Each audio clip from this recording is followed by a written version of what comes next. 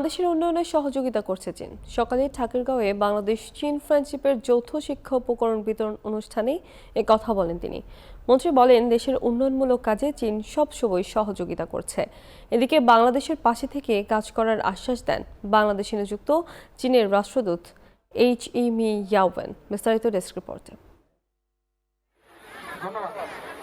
শুক্রবার সকালে ঠাকুরগাঁও শহীদ মোহাম্মদ আলী স্টেডিয়ামে চায়না বাংলাদেশ ফ্রেন্ডশিপের উদ্যোগে শিক্ষার্থীদের মাঝে স্কুল ব্যাগ ও শিক্ষার উপকরণ বিতরণ অনুষ্ঠানে অংশ নেন বাংলাদেশে নিযুক্ত চীনের রাষ্ট্রদূত এইচ.ই. মি ইয়াওয়েন।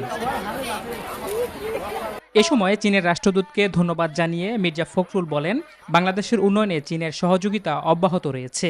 সব মশার বিরুদ্ধে সুরক্ষা দিতে এলো বসুন্ধরা এক্সট্রিম অ্যারোসল। মশার বিরুদ্ধে এক্সট্রিম সুরক্ষা। সমস্ত বাচ্চাদেরকে তিনি ইউনিফর্ম দেবেন, আবার কিটস দেবেন, এবং বাচ্চারা যেন প্রতিযোগিতা করে টিকে থাকতে পারে সেই প্রশিক্ষণ তিনি তাদেরকে দেবেন। এ সময় তিনি আরো বলেন, দেশের রাস্তাঘাট, ব্রিজ, কালভার্ট, শিক্ষা প্রতিষ্ঠানের উন্নয়নের জন্য চীন সর্বদা সমর্থন দিয়ে যাচ্ছে।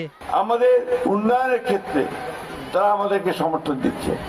আমাদের রাস্তাঘাট, ব্রিজ, কালভার্ট, ইউনিভার্সিটি, এগুলো তারা বাংলাদেশ থেকে আমাদেরকে সমর্থন দিচ্ছে।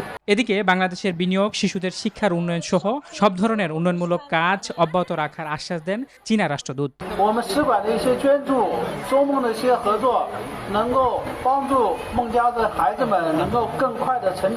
আমি আশা করি যে আমাদের এই শিক্ষা সামগ্রী বিতরণ আপনাদের জন্য আরো ভালো মানের শিক্ষা পেতে পারবে।